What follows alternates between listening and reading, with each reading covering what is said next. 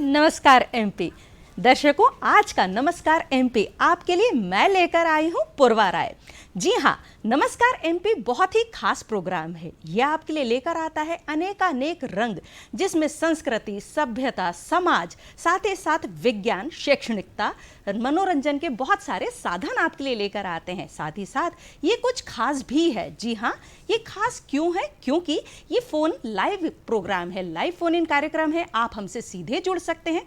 अगले 1 घंटे तक हमारा जो लाइन्स है वो आपके लिए खुले हुए हैं। आपके प्रश्नों का हमें इंतजार रहेगा और आप हमारे जो विषय विशेषज्ञ हैं उनसे आपके मन में जो भी प्रश्न है उनके विषय को लेकर पूछ सकते हैं, उनकी राय सलाह ले सकते हैं। तो चलिए, सबसे पहले क्यों ना हम अपने फोन नंबर आपसे शेयर कर लें, जो कि है भोपाल के पिन कोड के साथ में 0755266049।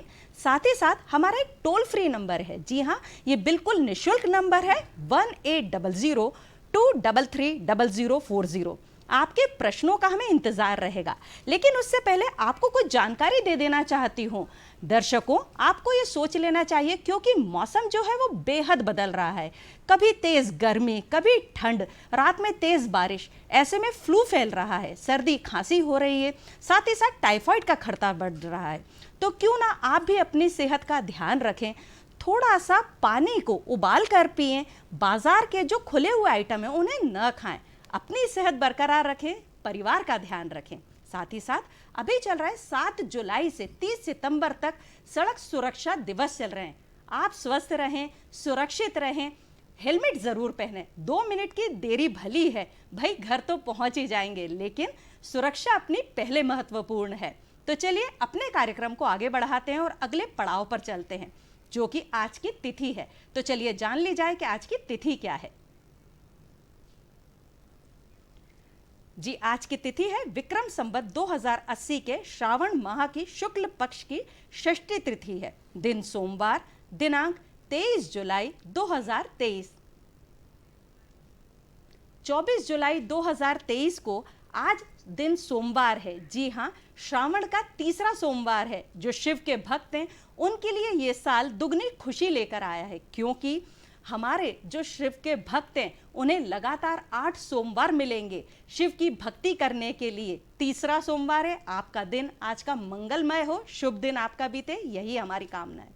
चलिए अगले पड़ाव पर चलते हैं, जो कि है आज के दिन में क्या कुछ खास घटित हुआ था इतिहास में।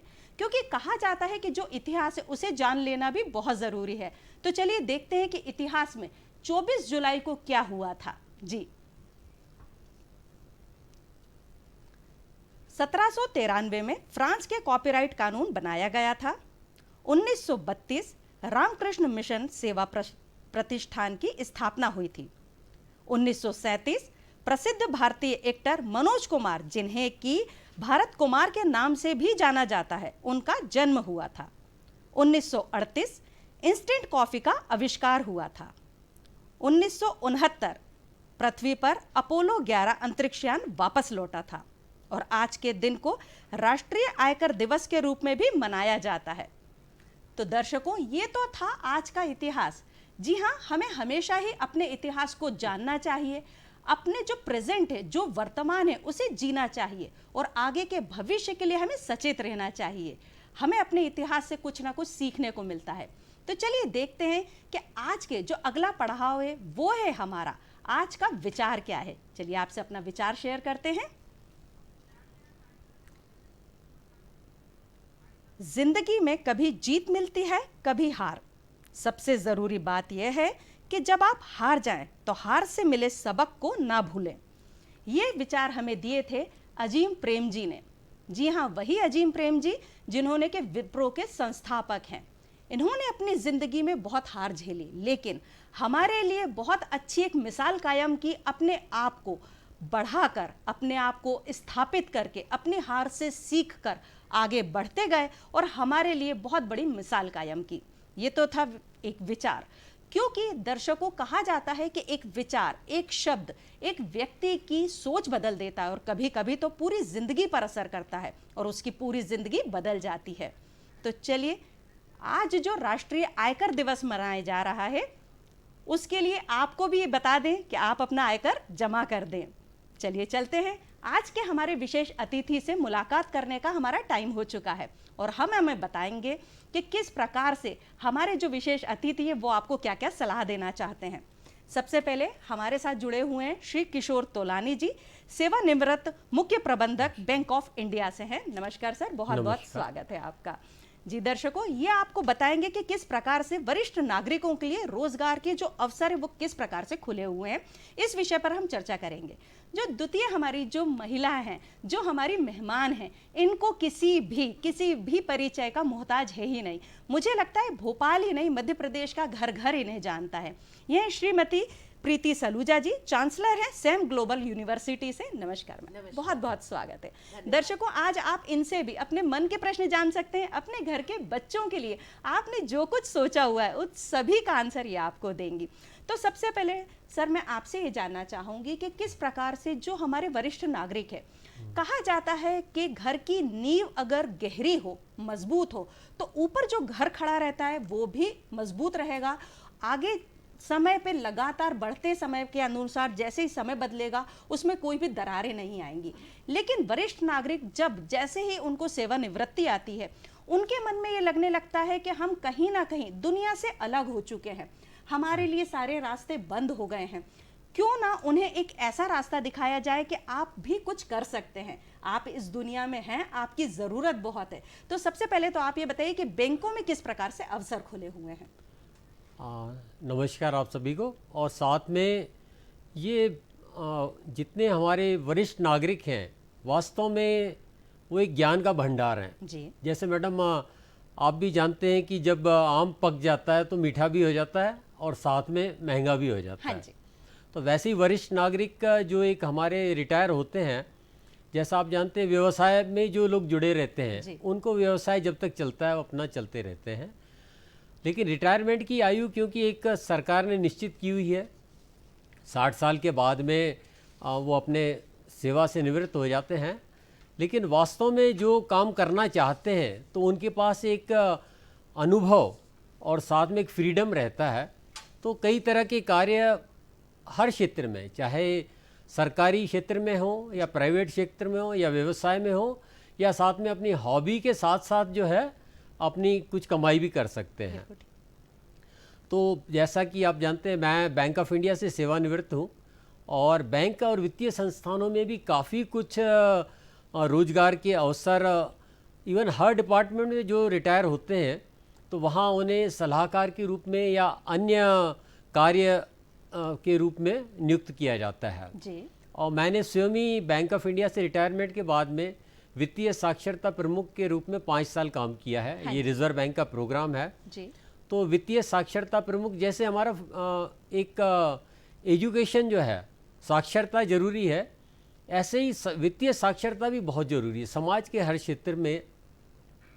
अब बैंक से जैसे सबका काम पड़ता है और साथ में अपनी बचत को कैसे सुरक्षित रखा जाए, बैंक उस बचत को कैसे आगे बढ़ाया जाए, और साथ ही साथ जितने भी बैंक से रिलेटेड या वित्तीय से रिलेटेड काम है तो भारत सरकार रिजर्व बैंक द्वारा हर ज़िले में एक वित्तीय सलाहकार प्रमुख की नियुक्ति की जाती है, जो वहाँ के पूरे सभी बैंक और सभी वित्तीय संस्थान, सभी ज़िले की जितनी वित्तीय साक्षरता हेतु काम करते हैं जी। तो एक कार्य तो ये है कि वित्तीय साक्षरता प्रमुख जैसा काम कर सकते हैं। दूसरा, आप जानते हैं जैसे सरकारी जितने भी विभाग हैं वहाँ पे ऑडिट का कार्य नियमित रूप से चलता है। तो ऑडिट के लिए भी अब रिटायर्ड लोगों को रखा जाने लगा है कॉन्ट्रैक्ट बेसिस पे जी। और ऑडिट का काम जो है, क्योंकि उनके पास अनुभव है, वो अपना जानते हैं कार्य को, तो ऑडिट के लिए भी समय समय पे हर विभाग जो है अपने सेवानिवृत्त कर्मचारियों को एज ए ऑडिटर नियुक्त करता है और ऑडिट का काम दिया जाता है जी।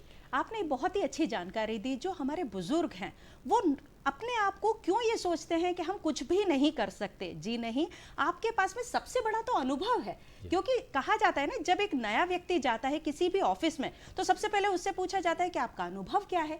लेकिन हमारे जो बुजुर्ग हैं उनके पास तो उनकी पूरी जिंदगी भर की जमा पूंजी है, तो वो तो उनके लिए बहुत बड़ा एक बैंक है। उसको वो कहीं पर भी जो उनकी एक कहना चाहिए कि एक एफडी है उसको वो तोड़वा सकते हैं, उसका भुगतान कर सकते हैं।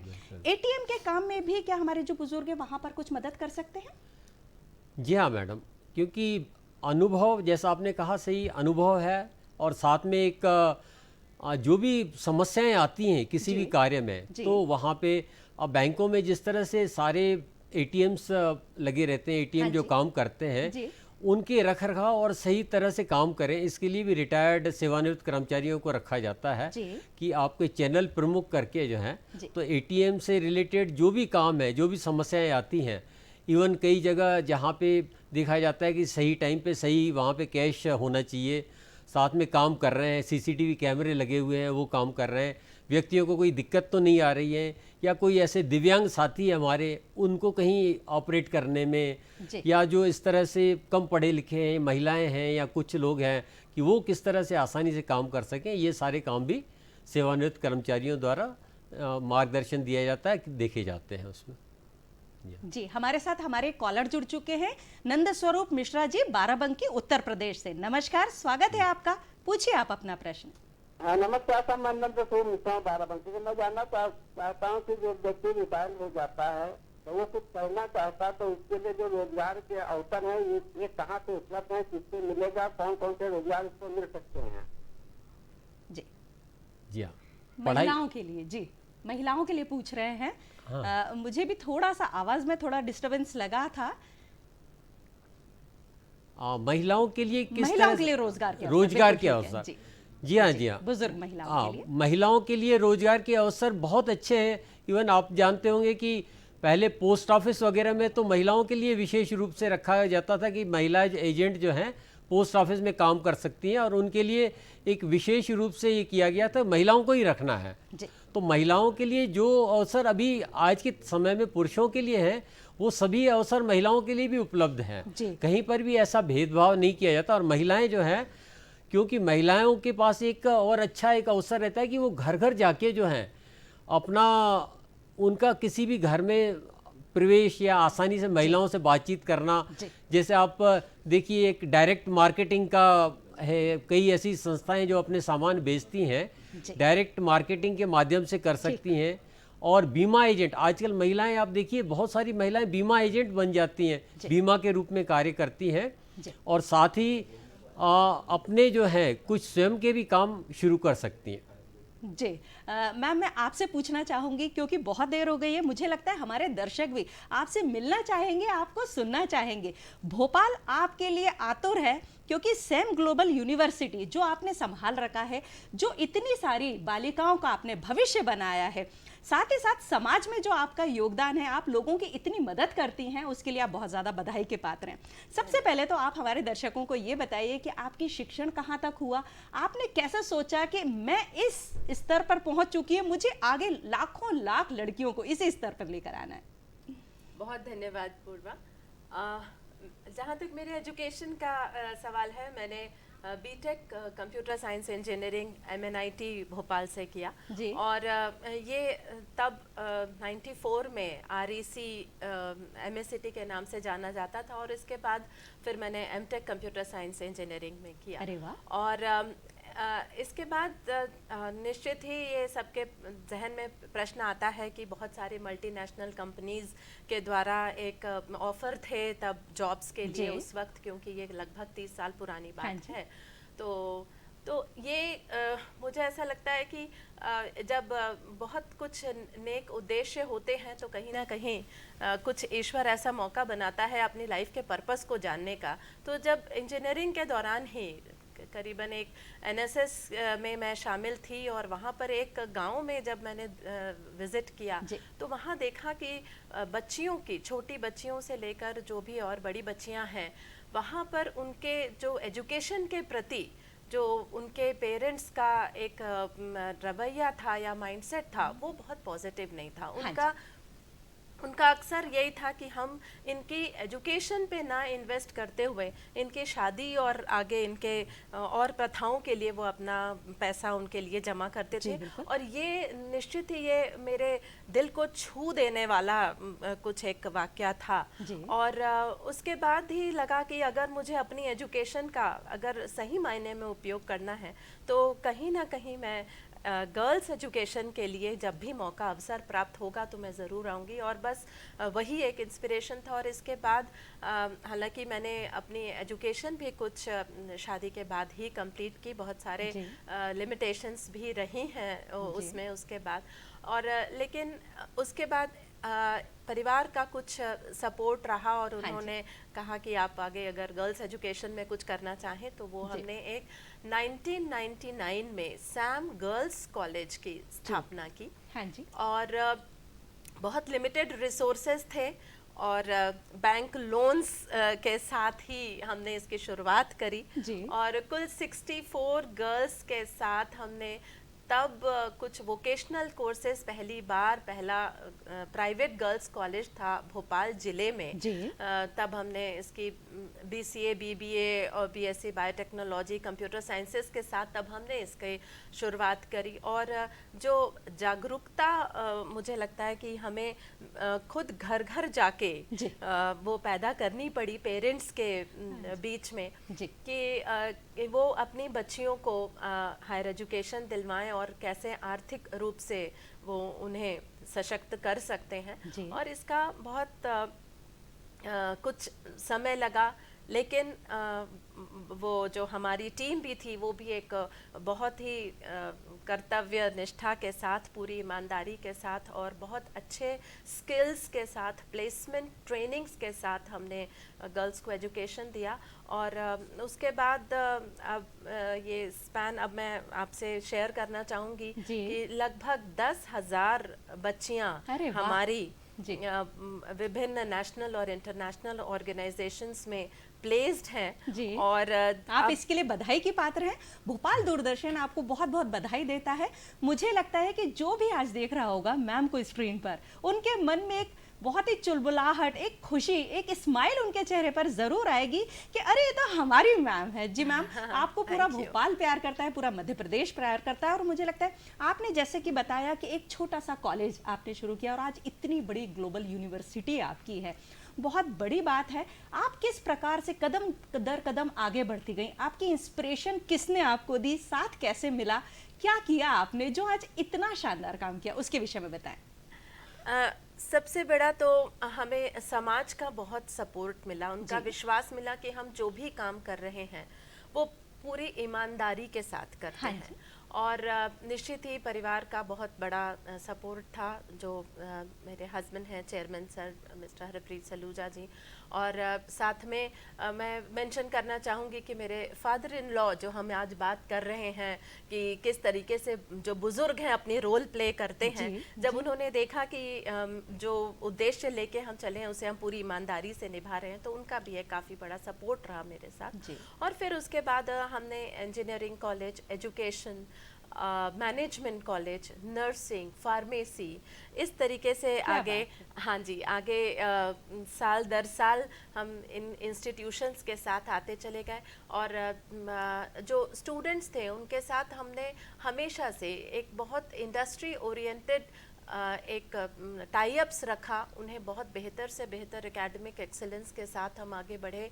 मेरिट पोजीशंस अक्सर हमेशा हमारे इंस्टीट्यूशन से निकलती रही। प्लेसमेंट्स हमारे यहाँ के लगभग 80 to 90% स्टूडेंट्स जो थे अच्छे ऑर्गेनाइजेशंस में प्लेस्ड होते चले गए जी। और इस तरह से अब ये एक सैम ग्लोबल यूनिवर्सिटी के रूप में आप इस सैम ग्रुप को देख रहे हैं। और निश्चित ही जो टीम हमारी है वो बहुत ही डेडिकेटेड और बहुत एक्सपीरियंस्ड टीम है, जो निश्चित ही लगातार हमारे स्टूडेंट्स के साथ कुछ बेहतर से बेहतर एक केयर और कंपैशन के साथ उनकी बेहतर एजुकेशन के लिए लगातार अपडेटेड भी है और हमारे स्टूडेंट्स के साथ बढ़ रही है। तो आयुर्वेद, फार्मेसी, पैरामेडिकल, ये सब आजकल जो हेल्थ केयर सेक्टर के कोर्सेज हैं ये भी हमारे साथ आज है। ये बहुत अच्छी बात है। जो भी महिला, जो भी लड़की आज मैम को स्क्रीन पर देख रही हैं, उनके मन में भी कहीं ना कहीं कि अगर हम उद्देश्य अच्छा रखें, मन में चाहत हो कुछ अच्छा करने की, और फिर वही बात आ जाती है हमारे मुख्य जो आज पहलू है कि बड़े बुजुर्ग जो कि घर की नींव है वो भी आपका साथ दें, तो नो डाउट है कि आप अपनी ज़िंदगी पर आगे बढ़ते जाएंगे और आपके जैसे मिसाल कायम करते जाएंगे। मैम, जैसे कि हम अपने विषय में बात कर रहे हैं कि बड़े बुजुर्ग किस प्रकार से अपने जीवन में आगे बढ़ सकते हैं, सेकेंड इनिंग जो होती है उनकी वो कैसे वो स्टार्ट कर सकते हैं, तो आप अपने विचार इस विषय में दें। बिल्कुल पूर्वा, मेरा तो ये मानना है पर्सनल कि जो बुजुर्ग हैं वो इस समाज की आत्मा है जी, they are the soul of the हाँ सोसाइटी। जी। निश्चित ही जो युवा वर्ग है वो ताकत है, वो ऊर्जा है, जी। लेकिन हम बेशक ही टेक्नोलॉजी में हमारे जो युवा वर्ग है वो बहुत आगे आ रहा है, हम लगातार देख रहे हैं कितना न्यू टेक्नोलॉजीज आ रही हैं, लेकिन फिर भी हम देखें तो उनकी जो मानसिक स्तर है, परेशानियां हैं, वो साथ ही साथ उनकी ओर बढ़ती जा रही हैं। तो ये अगर हम समाज का एक हिस्सा देखें तो इसका बहुत बड़ा कारण ये है कि शायद जो हमारा जो मूल मंत्र था, विचारधारा थी कि वसुधैव कुटुंबकम की, वो कहीं हम भूल रहे हैं। तो हमारे बुजुर्गों को अगर हम साथ में रखें, परिवार में रखें, तो उनके जो अनुभव हैं, क्योंकि उन्होंने बहुत सारे चैलेंजेस फेस किए होते हैं लाइफ में, जिंदगी का हर अनुभव उनके पास है। बिल्कुल वही चीज है कि आप तो एटीएम जाना है और पैसे निकाल के लेकर आना है, आप उनके पास बैठिए, कुछ समय बिताइए, आप उनसे अनुभव शेयर कीजिए, वो आपको अच्छे से अच्छी सलाह दे सकते हाँ, हैं। तो वो उनको एक तो दूसरी बात, उनके पास बहुत सारे स्किल्स और ऐसे पारंपरिक ज्ञान भी हैं, हाँ जी, जो उन्होंने अपने फोरफादर से सीखे हैं। हम उन्हें अगर समाज से अलग करते हैं तो शायद हम उस ज्ञान को आने वाली पीढ़ी तक भी नहीं पहुंचा पा रहे हैं। तो ये कुछ रिश्तों में जो गहराई होनी चाहिए, कुछ एक संस्कार है, ये अगर हम भावी पीढ़ी तक नहीं पहुंचा पाएंगे तो मुझे लगता है कि हम अपनी पीढ़ी को कमज़ोर कर रहे हैं मानसिक स्तर पर। और आज हम जो देख रहे हैं कि थोड़ी सी परेशानी में भी हमारे बच्चे सुसाइडल केस पे जा रहे हैं, तो मुझे लगता है कि अगर उनमें हमारे बुजुर्ग और इन सब के अनुभव के साथ, उन संस्कारों के साथ वो हमें बड़ा करें, तो ये इस तरीके की परेशानी उनके पास ऐसा चैलेंजेस नहीं आएंगे। तो इसके अलावा अगर हम उनका प्रोफेशनल अनुभव भी देखें, हाँ तो वो भी आज उन्होंने इतने वर्षों में जो एक्सपीरियंस लिया हुआ है हर फील्ड का, वो भी बहुत तारीफ के काबिल है। और मैं जहाँ तक अपनी यूनिवर्सिटी में भी बात करूँ तो हमने अपनी एडवाइजरी काउंसिल्स में भी मोर देन 50% जो हमारे मेंबर्स हैं वो सेवानिवृत्त ही हैं, क्योंकि उनका जो हमें एक्सपीरियंस मिलता है वो अलग ही एक डायमेंशन क्रिएट करता है जब हम अपने करिकुलम डिज़ाइन कर रहे होते हैं। जितने इंडस्ट्रीज़ के भी लोग हैं उनका भी जो हमको एक अलग अनुभव का जो फ़ायदा मिलता है, क्योंकि हम अक्सर अपना जब करिकुलम डिज़ाइन करते हैं तो हम यही पसंद करते हैं कि जो अब इंडस्ट्रीज़ में यूज़ हो रहा है, या वो ऐसे कौन से स्किल्स एजुकेशन में हैं जिनको हम इस वक्त शामिल करें ताकि वो स्टूडेंट्स भविष्य में उसको और बेहतर रूप से अपने प्रैक्टिकल ज्ञान ले सकें। तो ये सब चीज़ें हैं, और एक्सपर्ट लेक्चर्स के रूप में हम अपने सीनियर्स को ज़रूर कॉल करते हैं। तो ये एक पूरा इकोसिस्टम है जो हमने अपने यूनिवर्सिटी में भी लगातार अपने जो सीनियर हैं हमारे उनके साथ क्रिएट किया है, और इसका लाभ हमारे स्टूडेंट्स ले रहे हैं। जी सर, आप मुझे बताइए कि अन्य जो वित्तीय कार्य हैं उसमें जो सीनियर सिटीजन है वो अपना किस प्रकार से योगदान दे सकते हैं? जी हाँ, सीनियर सिटीजन्स जो हैं, जैसा कि मैडम ने भी अभी बताया कि सलाहकार जैसे कॉलेज और उसमें भी रहे, एक सलाहकार ऐसा कार्य है वित्तीय क्षेत्र के अलावा भी। वित्तीय क्षेत्र में तो कर ही सकते हैं, जैसे आप जानते हैं कि कोई भी सेवानिवृत्त कर्मचारी जो है, जितनी हमारी बीमा कंपनियां हैं, अब तो आप जानते हैं कि पहले सिर्फ बीमा कंपनियां सरकारी थी, अपने जीवन बीमा निगम और इस तरह से। अब हर बैंक, बहुत सारी बीमा कंपनियां प्राइवेट क्षेत्र की भी आ गई हैं, और उस हर क्षेत्र में जो है सबके पास वो चाहते हैं कि अच्छे सेवानिवृत्त जितने भी एक्सपीरियंस्ड हैं, अनुभव हैं, संपर्क हैं, डेडिकेटेड हैं और उत्साह उमंग विभिन्न है। क्षेत्रों में सलाहकार भी तो बन सकते हैं। मान लीजिए जी कि हाँ, उन्होंने आज तक वो कुछ नहीं कर पाए, लेकिन उन्हें उस सब की नॉलेज है और आगे चलकर आप हमारे जो अनुभव है, साथ ही साथ हमारा जो शौक है, उसको मिलाकर वो आगे चलकर किसी भी क्षेत्र में अपनी सलाह भी दे सकते हैं। बिल्कुल जी, बिल्कुल मैडम। ये सलाहकार तो हर क्षेत्र में आज के समय में देखा जाए, जितने सेवानिवृत्त कर्मचारी हैं, जिस क्षेत्र में उनका अनुभव है, तो अक्सर जैसे कॉलेज हुआ, स्कूल हुए, दूसरे इंस्टीट्यूशंस हैं, और सलाहकार के रूप में वहाँ पे उनको नियुक्त किया जाता है और किया भी जाता है, क्योंकि आप देखते हैं जितने सेवानिवृत्त कर्मचारी हैं अधिकतर अपने काम के प्रति गंभीर रहते हैं, काम को ठीक से कर पाते हैं।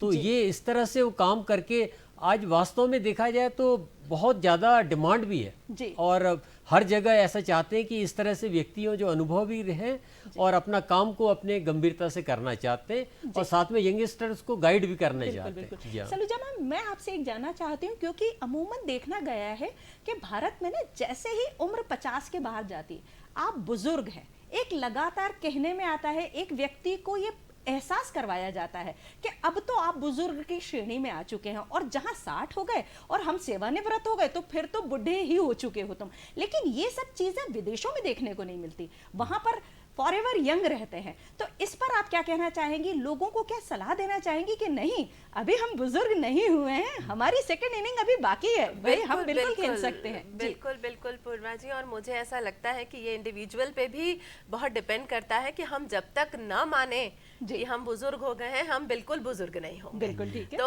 और ये इसके सबसे बड़ा मुझे लगता है कि आपको देखकर तो हर व्यक्ति ये सोचेगा कि मुझे इनके जैसा बनना है। बिल्कुल ठीक। आज हम एग्जाम्पल देखें तो हमारे प्रधानमंत्री मोदी जी ही हैं, तो और वो 18 से 20 घंटे वो लगातार काम करते हैं, और इस उम्र में भी। तो ये हमारे ऐसे लीडर्स हैं, और ऐसे भी कई हर क्षेत्र में हम देखें तो इतने एनर्जेटिक हैं आजकल के जो सीनियर सिटीजन्स हैं हमारे, कि वो बहुत सारे युवाओं को भी पीछे छोड़ देते हैं अपने कार्य क्षेत्र में। संख्या हो चुकी है। बिल्कुल। आप अगर दिल से माने कि नहीं ये उम्र क्या चीज है, तो फिर तो वो कुछ लगता ही नहीं है, आप आगे बढ़ सकते हैं। और मुझे लगता है अब तो इतने ज्यादा स्कोप्स हो चुके हैं बाहर, क्योंकि पहले ऐसा होता था कि नहीं आप सिर्फ यही कर सकते हैं, इसके बाद अब आपकी जरूरत नहीं है, आप घर में बैठे रहें। व्यक्ति को ये लगने लगता था कि जो एक आराम चेयर है, जो एक कुर्सी है, बस वो ये जब किसी को जरूरत लगी तो वो आके बैठ गया, बाकी मुझे एक कोने में बैठना है। लेकिन अब वो समय नहीं रहा है। बुजुर्गों के लिए बुजुर्ग शब्द कहना बेकार है। मैं आपसे सबसे पहले जानना चाहूँ, क्योंकि मेरे मन में लगातार एक उमंग हो रही है कि आपने एक आनंद उत्सव का जो आयोजन किया था, जो कि बहुत ज्यादा सफल भी हुआ है, उसके विषय में आप हमारे दर्शकों को बताएं।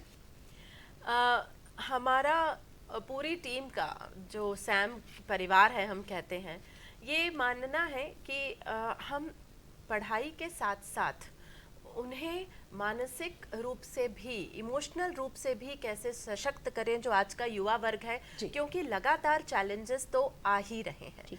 तो उसके लिए उन्हें तैयार करने के लिए हम लगातार प्रयासरत रहते हैं। पिछले लगभग हम 10 वर्षों से हमने मेंटल हेल्थ पर भी बहुत कार्य किया है। डिफरेंट स्कूल्स में जाकर के हमने बहुत कार्य किया है। जितने हमारे एक्सपर्ट्स हैं वो जाके वहाँ एक अवेयरनेस प्रोग्राम्स करते रहे। और अभी रिसेंटली आनंद उत्सव, हमने जो आनंद विभाग है मध्य प्रदेश सरकार का, उसके साथ मिलकर स्कूल स्टूडेंट्स के लिए कुछ ऐसे सेशंस हमारे खुद के यूनिवर्सिटी में हमने लगभग 5000 से ज़्यादा स्टूडेंट्स के लिए ये आयोजित किए, जिसमें उन्हें योग, साधना, ध्यान, इसके बारे में अवगत कराया गया, और कैसे जीवन के जो एक्चुअल चैलेंजेस आते हैं उनमें कैसे अपने आप को मेंटली स्थिर रखते हुए आगे बढ़ना है।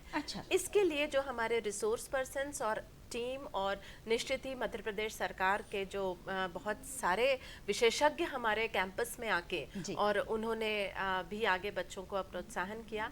और यकीन मानिए कि ये बहुत आवश्यक हो गया है कि हम अपने पारंपरिक ज्ञान, जो जैसा फिर मैं बात कहूँगी कि जो हमारे बुजुर्गों के साथ रहा है, उसे हम आगे बढ़ाएं, और जो आज पूरे विश्व में हम योग साधना को देख रहे हैं, वो हम आगे अपनी भावी पीढ़ी तक जरूर लेकर जाएं। यही हमारी सबसे बड़ी जीत होगी।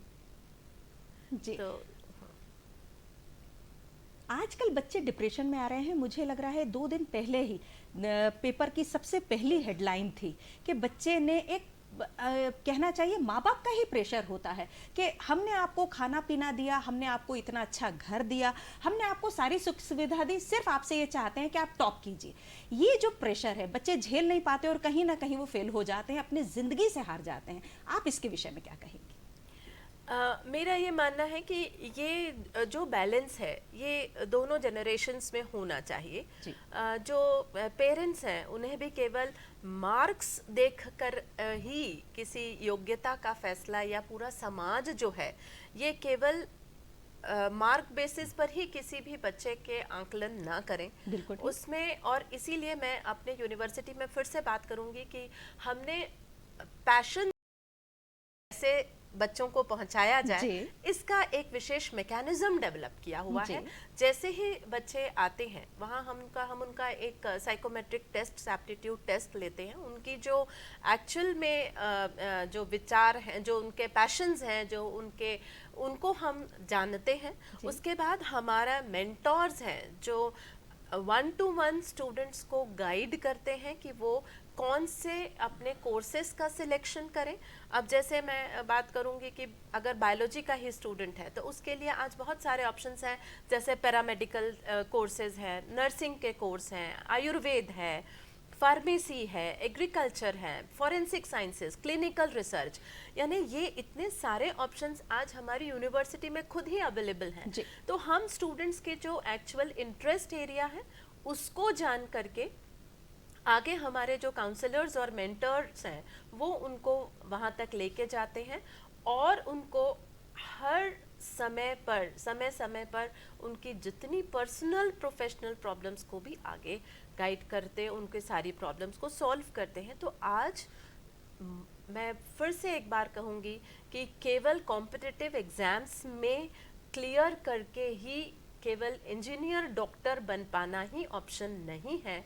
बहुत सारे स्पेशलाइजेशंस हैं। तो हम बच्चे की जो एक्चुअल इंटरेस्ट एरियाज है, एप्टीट्यूड है, पैशन है, उसको जानें और आगे उसके भविष्य के लिए हम सब मिलकर उसके लिए प्रयास करें, तो ये प्रेशर नहीं आएगा बच्चों पे। आपके पास में पहले इतने सालों पहले भी स्टूडेंट आते थे, उनकी सोच और जो आज बच्चा आ रहा है उसकी सोच, उसमें क्या अंतर दिखता है और आप उनको क्या सलाह देना चाहेंगी? पहले के आज से 30 इयर्स से मैं आज इस प्रोफेशन इसमें हूँ, मैं शिक्षा जगत में हूँ, तब के जो स्टूडेंट्स रहे थे वो बहुत क्लियर नहीं थे अपने थॉट प्रोसेसेस में। बिल्कुल ठीक है। और वो जो भी उनके पेरेंट्स या उनके टीचर्स उनको गाइड करते थे वो उस पर एक लेवल तक चले जाते थे और उसको फॉलो करके मुझे लगता है पूरी क्लास ने ये लिया है, मैथ्स लिया है, ये हमारे जो 15 लोगों का ग्रुप है मैथ्स लिया, हम भी मैथ्स ले जाते हैं। हमने साइंस लिया है तो हम भी साइंस ले लेते हैं, 4 लोगों ने ये लिया है तो हम भी। तो हमारी खुद की थॉट प्रोसेस खुद के बहुत स्ट्रॉन्ग थॉट प्रोसेसेस उनके कम हुआ करते थे। आज जो स्टूडेंट है वो बहुत बेहतर रूप से जानता है कि ये हमारा इंटरेस्ट एरियाज है और इसमें ही आगे बढ़कर हम एक्सेल कर पाएंगे। और वो मुझे लगता है कि बहुत अच्छी बात भी है। तभी हम आज देख पा रहे हैं कि इतना एक्सपर्टाइज हर प्रोफेशन में हमको मिल रहा है। और हम उनको लगातार प्रोत्साहित भी करते हैं। और अगर उन्हें लगता है कि कहीं एक कोर्स लेने के बाद भी हम उनको नहीं उसमें बहुत अच्छा लग रहा है, तो जो NEP के तहत मल्टी डिसिप्लिनरी का जो कंसेप्ट है इसको भी हम एनकरेज करते हैं ताकि वो डिफरेंट सब्जेक्ट्स के कॉम्बिनेशन के साथ वो आगे बढ़े और निश्चित ही कुछ इनोवेशन करे। कुछ हमारे ऐसे इंक्यूबेशन सेंटर्स हैं, कुछ स्टार्टअप सेंटर्स हैं जहां आके वो अपनी क्रिएटिविटी के साथ आगे आए और कुछ समाज के लिए, कुछ ऐसी प्रॉब्लम्स के लिए भी कुछ ऐसे सॉल्यूशंस निकाले। और ये तभी संभव है जब स्टूडेंट्स अपने इंटरेस्ट एरिया को समझेंगे ताकि उनका क्रिएटिविटी उसके साथ मैच होगा। मैम, आप हमारे स्टूडियो में आए और मुझे लगता है कि आज पूरा भोपाल खुश है आपको देखकर। आपने इतनी अच्छी जानकारी दी, इसके लिए आपका बहुत बहुत धन्यवाद। Thank you so much. Thank you. दर्शकों, अब समय हो चला है कि आप देखेंगे हमारा जो एक बहुत ही लोकगीत है, बहुत खूबसूरत सा लोकगीत पेश कर रहे हैं वीनस तस्वार। दुष्यंत कुमार जी का ये गीत है, तो चलिए आपको सुनवाते हैं।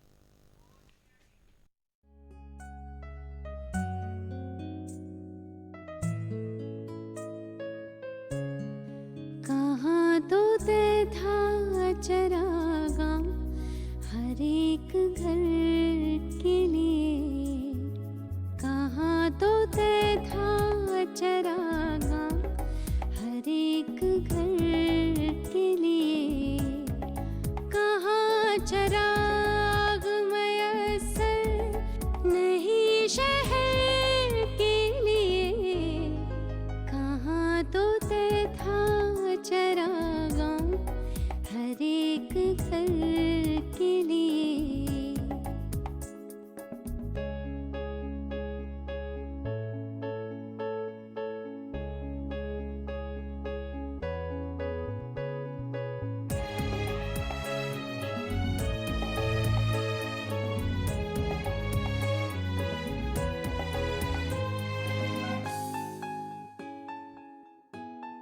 यहाँ दरख्तों के साए में धूप लगती है, यहाँ दरख्तों के साए में धूप लगती है।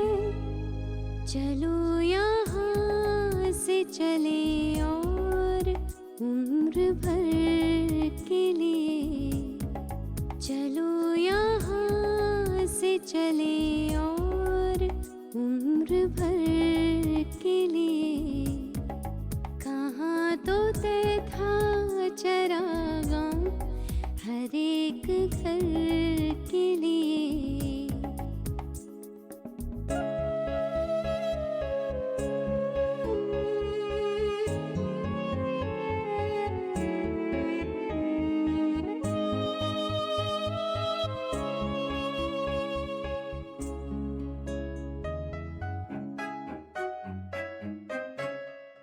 तेरा निजाम है सिलदे जुबान शायर को, तेरा निजाम है सिलदे जुबान शायर को, ये एहतियात जरूरी है इस बहर के लिए, ये एहतियात जरूरी है इस बहर के लिए, कहाँ तो तय था चरागा हर एक घर के लिए।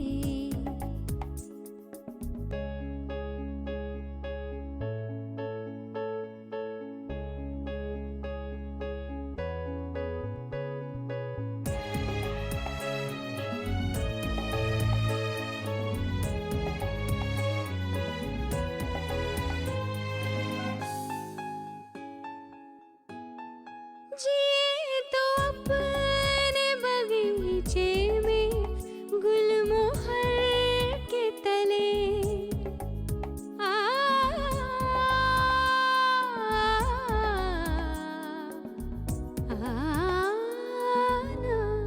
जिए तो अपने बगीचे में गुलमोहर के तले, जिए तो बहुत ही मीठा गाना हमने सुना। जी हाँ, प्रस्तुत करता थी वीनस तरकसवार और इस गाने को रिकॉर्ड किया गया था भोपाल दूरदर्शन में ही। दर्शकों, अब समय हो चला है आपको एक अपने अलग मेहमान से मिलवाने का। जी हाँ, अगर आपने इनको अपने स्क्रीन पर देखा तो आप बिल्कुल पहचान जाएंगे, क्योंकि इनकी शख्सियत को किसी भी परिचय के मोहताज ही नहीं है। जी हाँ, ये कवि हैं, साहित्यकार हैं, लेखक हैं, साथ ही साथ स्तंभकार भी हैं। इनका नाम है चित्रांश खरे जी। नमस्कार, बहुत बहुत स्वागत है आपका। चित्रांश जी, सबसे पहले तो आप अपनी पारिवारिक भूमि के बारे में बताइए कि आप किस पृष्ठभूमि से आते हैं, आपको किस प्रकार से लिखने की जो प्रेरणा है वो आपको कैसे मिली? सबसे पहले तो दूरदर्शन का बहुत बहुत धन्यवाद। मैं दतिया ज़िले के एक छोटे से गांव अकोला से बिलोंग करता हूं। लगभग 700-800 की जनसंख्या थी वहां पर, और मेरी प्राथमिक शिक्षा भी गांव में ही हुई, माध्यमिक शिक्षा भी गांव में ही हुई। हाई स्कूल मेरा दतिया से हुआ, उसके बाद 12th भी मेरा दतिया से हुआ। उसके बाद इंजीनियरिंग करने के लिए मैं भोपाल आया। मेरे पिताजी किसान हैं और मेरे जो पारिवारिक पृष्ठभूमि है वो ग्रामीण रही है जी। फिर जब मैं इंजीनियरिंग करने भोपाल आया तो यहाँ मुझे पढ़ने लिखने का शौक हुआ, साहित्य पढ़ने लगा मैं यहाँ पर जी। तो जब मैं साहित्य पढ़ने लगा तो मुझे पोइट्री की तरफ मेरा रुझान हुआ। तो इंजीनियरिंग के फाइनल ईयर आते आते मुझे पोइट्री लिखने का भी शौक पैदा हुआ मेरे अंदर। तो फाइनल ईयर में जब मैं फाइनल ईयर कर रहा था उस समय मैंने ये तय किया था कि मुझे किसी MNCs में काम करने नहीं जाना है, बल्कि पोइट्री के क्षेत्र में काम करूँगा। ठीक है। और इसी में अपना आगे का काम करूँगा। जी। तो मैंने पोइट्री के क्षेत्र में काम करना शुरू किया। तो मुझे दूरदर्शन में एक इंटरव्यू चल रहा था उन दिनों आलोक श्रीवास्तव जी का। अच्छा जी। तो वो इंटरव्यू देख के मुझे और भी इंस्पिरेशन हुई और मैं फिर उनसे मैंने संपर्क किया। जी। उसके बाद मैंने भोपाल में जो लोग पोइट्री के लिए काम कर रहे थे उनसे जुड़ा और फिर मैंने पोइट्री सीखने के लिए उस्ताद नसीर परवाज साहब से मेरा संपर्क हुआ। अच्छा। फिर वहाँ से मैंने पोइट्री के बारे में सीखा, समझा और गज़ल पे काम करना शुरू किया। जी। उसके बाद सब कुछ आपके सामने है। आप इन दिनों क्या कर रहे हैं और किस प्रकार से, अगर आप जो भी काम कर रहे हैं उसके साथ में अपनी जो शायरी, अपना लेखन है, उसको किस तरह से एडजस्ट करते हैं? जी, मैं इन दिनों मध्य प्रदेश ऊर्जा विभाग में सहायक राजस्व अधिकारी के पद पर काम कर रहा हूँ। अरे वाह। और अभी थोड़ी देर पहले आनंद विभाग के विषय में चर्चा हो रही थी। मैं आनंद विभाग का फैसिलिटेटर भी हूँ, मास्टर ट्रेनर भी हूँ। अरे वाह जी। तो जगह जगह हम लोग ट्रेनिंग्स करते हैं आनंद विभाग की तरफ से, हैप्पीनेस के लिए काम कर रहे हैं जी। उसके अलावा मैं अभी चूँकि जैसे मैंने बताया कि मेरी साहित्य में रुचि पैदा हुई, तो फिर मैंने मास्टर्स में इंजीनियरिंग जो मेरा BE है वो इंजीनियरिंग में किया मैंने ग्रेजुएशन। उसके बाद मैंने PG हिंदी साहित्य से किया। अच्छा जी। और उसके बाद मैंने अभी नेट क्वालिफाई करके अभी PhD कर रहा हूँ मैं हिंदी गज़ल पर। चलिए, बहुत ही अच्छी बात है। अगर बात चलिए कि आप लिखते हैं और हमारे दर्शकों के मन में भी लगातार चल रहा होगा कि क्यों ना आप अपनी कोई रचना हमारे दर्शकों को सुनवाएं। जी बिल्कुल, एक गज़ल मैं पेश करता हूँ, काफ़ी लोगों को पसंद आती है। उसका मतलब ये है कि जुदा तो हो गए लेकिन कहानी याद आएगी। जुदा तो हो गए लेकिन कहानी याद आएगी, वो रातों के हंसी मंज़र जवानी याद आएगी। मैं इतना सोच कर फूलों से अक्सर दूर रहता हूँ, तुम्हारे जिस्म की खुशबू सुहानी याद आएगी। और ये शेर देखें कि इसी खलिहान में मैंने मेरा बचपन गुजारा है। इसी खलिहान में मैंने मेरा बचपन गुजारा है, दरोगा बन भी जाऊं तो किसानी याद आएगी जी। और ये ऊंचे बांध भी बेशक तरक्की की निशानी है जी। ये ऊंचे बांध भी बेशक तरक्की की निशानी है, मगर अफसोस दरिया की रवानी याद आएगी। वाह। मगर अफसोस दरिया की रवानी याद आएगी। जी, बहुत बहुत ही खूबसूरत बहुत सी शुक्रिया। आपकी नज़्म है। आप मुझे सिर्फ एक बात बताइए कि जो नज़्म है, शायरी है, गज़ल है, ये तो पूरा उर्दू का है, तो आप इससे कैसे कनेक्ट हुए? दरअसल मैं जब भोपाल में आया तो भोपाल की तहजीब ऐसी है जी। कि यहाँ हिंदी और उर्दू को बहुत ज़्यादा अलग करके डिफर नहीं देखा कर जाता। सकते हैं आप। जी। और यहाँ की उर्दू में हिंदी है और हिंदी में उर्दू है। बिल्कुल ठीक है। तो इस चीज़ ने मुझे प्रभावित किया। मुझे उर्दू से बहुत मोहब्बत है। अच्छा। उसके बाद मैंने उर्दू सीखी। हमारे जो जिस पृष्ठभूमि से मैं आता हूँ वहाँ उर्दू के विषय में कुछ हमें पता नहीं था। जी जी। हमें ज़रा से लफ्ज़ों के माने पता नहीं थे, वो हमने सब सीखे यहाँ आकर। उसके बाद फिर हमने यहाँ पर उर्दू की तैयारी की और उसके बाद गज़ल पर काम किया। तो ये सब चीज़ें मेरे साथ हुई और हिंदी और उर्दू को मैंने बहुत अंतर करके नहीं देखा। गज़ल में काम कर रहा हूँ, हिंदी गज़ल पे काम कर रहा हूँ। जैसे मेरा PhD हिंदी गज़ल पे चल रहा है, तो मैंने ये देखा है कि गज़ल में आप भाषाओं का अंतर नहीं कर सकते कि उर्दू गज़ल कह रहे हैं, आप हिंदी गज़ल कह रहे हैं। बस आप इनके विषय को लेके आप डिफरेंशिएट कर सकते हैं कि उर्दू गज़ल का, क्योंकि इसमें महबूबा के विषय में बात हो रही है तो ये उर्दू गज़ल हो गई, ठीक है। या सामाजिक सरोकार की बात हो रही है या आम जनता के कष्ट की बात हो रही है जी। सामाजिक मसाइल उसमें आ रहे हैं, तो वो हिंदी गज़ल हो गया। अच्छा जी। इस तरीके से हम लोग डिफरेंट करते हैं, क्योंकि दुष्यंत कुमार जी जो हिंदी गज़ल के सम्राट कहे जाते हैं उन्होंने उर्दू के खूब सारे लफ्ज़ यूज़ किए जी हैं। जी जी। और बशीर बद्र साहब उन्होंने हिंदी के अच्छे खासे लफ्ज़ यूज़ किए हैं। तो ऐसा कुछ भी अंतर नहीं महसूस किया जा सकता। भोपाल के जो दर्शक है ना, वो आपसे बहुत ही आसानी से रिलेट कर रहे होंगे और उन्हें लग रहा होगा कि जी हाँ, ये तो हमारा ही बंदा है। इसी बीच में हम सर आपसे पूछना ही चाहेंगे, क्योंकि जो हमारा मुख्य आज जो टॉपिक था, हम बात कर रहे थे सेवानिवृत्त जो हमारे बुजुर्ग हैं, उनकी सेकंड इनिंग कैसे वो शुरुआत कर सकते हैं। उनके मन में ये लगता है कि मुझे अब किसी के आगे हाथ नहीं फैलाना है, मुझे ये नहीं करना कि मुझे ये काम करना है तो क्या किसी की अनुमति लूँ, क्या किसी से पैसे के लिए पूछूं, तो वो अपने मन मर्जी काम भी कर सकते हैं। तो आजकल जो चल रहा है सोशल मीडिया, और मुझे लगता है कि बुजुर्ग लोग भी सोशल मीडिया पर बहुत एक्टिव हैं, तो जी बताएं। वास्तव में आज के समय में देखा जाए तो जब व्यक्ति सेवा में रहता है, जॉब में रहता है, जी। तो एक लिमिट हो जाती है कि उसी क्षेत्र में काम करना, वो एक लिमिट काम करना है। जी और देखा जाए तो सेवानिवृत्ति के बाद में पूरी दुनिया खुल जाती है। जी और आज से 20-25 साल पहले ऐसा नहीं था कि आप कहीं पे भी बैठ के कहीं कुछ काम कर लें। आज इतनी दुनिया खुल गई है, और सोशल मीडिया के अलावा किसी भी तरह का कार्य, इतने कार्य हो गए हैं। आप चाहे व्यवसाय करना चाहें, अपने शौक के साथ में कुछ आय का सर्जन करना चाहें, सब काम कर सकते हैं।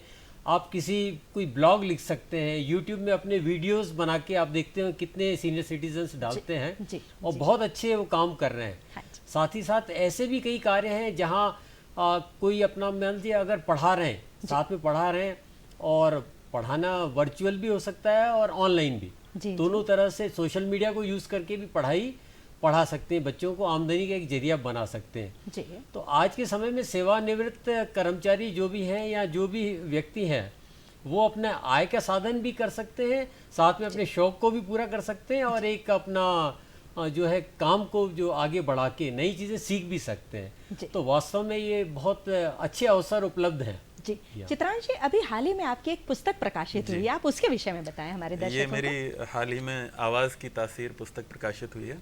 मध्य प्रदेश साहित्य अकादमी ने इसका प्रकाशन करवाया है। अरे वाह। और इसमें मैंने गज़लों को रखा है इस किताब में। जी और इस किताब का जो कवर पेज है वो भी एक आर्टिस्ट के द्वारा बनाया गया है।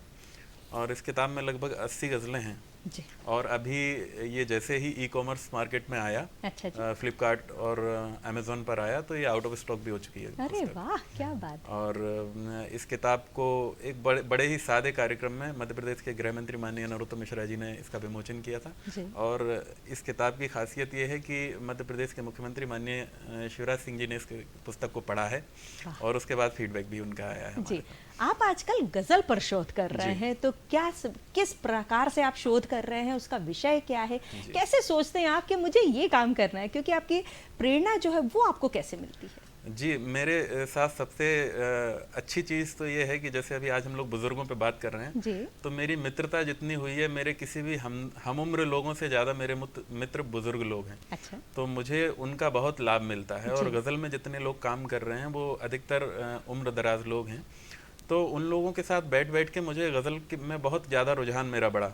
उसके बाद फिर मैंने जब हिंदी साहित्य, चूँकि मैंने जैसे बताया कि मेरा इंटरेस्ट गज़ल में पैदा हो चुका था, मैं गज़ल पे काम करने लगा, तो फिर मैंने हिंदी साहित्य से मास्टर्स किया, नेट किया।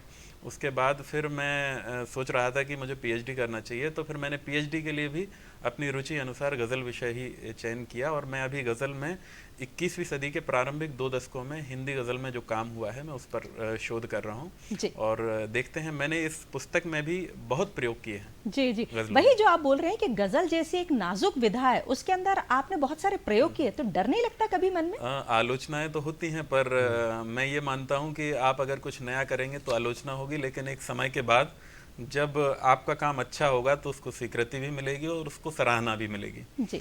तो मैंने बहुत सारे प्रयोग किए हैं, और मैं ये भी दावा नहीं करता कि ये प्रयोग मैंने ही शुरू किए हैं। प्रयोग तो गज़ल में होते रहे हैं, पर जो लोग पहले काम कर चुके हैं उनको मान्यता मिल गई है, पर उनका भी विरोध हुआ था। तो मेरे साथ भी वो स्थितियाँ पैदा होती हैं और होंगी। और लेकिन मैं अपने मन मस्तिष्क से तैयार हूँ इस चीज़ के लिए कि मुझे अच्छा काम करना है, तो उससे कुछ फ़र्क नहीं पड़ता। निश्चित रूप से मैंने इस किताब की भूमिका में भी जो आलोचक हैं के पी अनमोल जी, उन्होंने लिखा है कि इन्होंने रवायत को नहीं छोड़ा है। मैंने प्रयोग ज़रूर किए हैं, लेकिन अपनी जो गज़ल की जो खूबसूरती है, गज़ल का जो मूल मंत्र है, नाजुक रवैया है, उसको मैंने छोड़ा नहीं है। एक मेरा शेर भी है कि शेर यूँ था कि मुझे शेर अभी याद नहीं आ रहा है, कोई बात नहीं। बड़ा मैंने लेकिन इस ध्यान रखा है जी कि गज़ल में जो नाजुकपन है गज़ल का, वो बरकरार रखें। जी, आप छोटा सा कुछ और सुनाना चाहें? ज़रूर। एक गज़ल सुने कि मतलब यूँ कहा है कि लेकर तलाश फूल की कांटों में आ गए, लेकर तलाश फूल की कांटों में आ गए, एक बेवफा के प्यार की बातों में आ गए। जी। जब जब मेरी निगाह तेरे जिस्म पर गई, सौरंग तेरे हुस्न के जलवों में आ गए। और हिंदी गज़ल ये है कि हालत हमारे गाँव की अब तक ख़राब है, ओह, हालत हमारे गाँव की अब तक ख़राब है, पढ़ लिख गए जो लोग वो शहरों में आ गए, क्या बात है। और तेरी तरफ से आई बहुत दावतें हमें, हाँ जी, तेरी तरफ से आई बहुत दावतें हमें, ऐसे ही नहीं हम तेरी बाहों में आ गए। वाह और शेर सुने कि कल तक थे जो मिजाज में तेजाब की तरह, जी, कल तक थे जो मिजाज में तेजाब की तरह, बनकर वो अब गुलाब जल शीशे में आ गए, ओह क्या बात, लेकर तलाश फूल के कांटों में आ गए, एक बेवफा के प्यार की बातों में आ गए। बहुत बढ़िया, बहुत ही अच्छी, बहुत खूबसूरत सी रचना है आपकी। नए जो आपके पास में लोग आते हैं, अभी जो युवा पीढ़ी है, उसको आप किस तरीके से समझाते हैं, उन्हें क्या सलाह देते हैं आप? मेरी सबसे पहली नसीहत यही रहती है, क्योंकि हम उम्र कई लोग आते हैं, शायरी कर रहे हैं, कुछ लोग नए लोग आ रहे हैं, तो मेरी नसीहत ये रहती है कि आप सबसे पहले अध्ययन बहुत कीजिए, क्योंकि मेरी शुरुआत भी अध्ययन से ही हुई है। और मेरा जहाँ अध्ययन रुकता है, मेरा अध्ययन कम होता है या मैं अन्य कामों में उलझ जाता हूँ, अध्ययन कम कर पाता हूँ, तो मुझे समझ में आ जाता है कि मेरी शायरी पर उसका प्रभाव पड़ने लगा है। हाँ जी, तो सबसे पहला और इसेंशियल काम है वो है कि आप अध्ययन कीजिए। आप जितना अधिक पढ़ेंगे, आपको उतना अच्छा काम करने के लिए अच्छी चीज़ें मिलेंगी, और आप अगर अध्ययन नहीं करेंगे तो आप बहुत कुछ नहीं कर पाएंगे। दूसरी चीज़ ये है कि ये ग्लैमर का क्षेत्र है, यहाँ पर आपको स्टेज मिलेंगे, आपको परफॉर्मेंस के मौके मिलेंगे।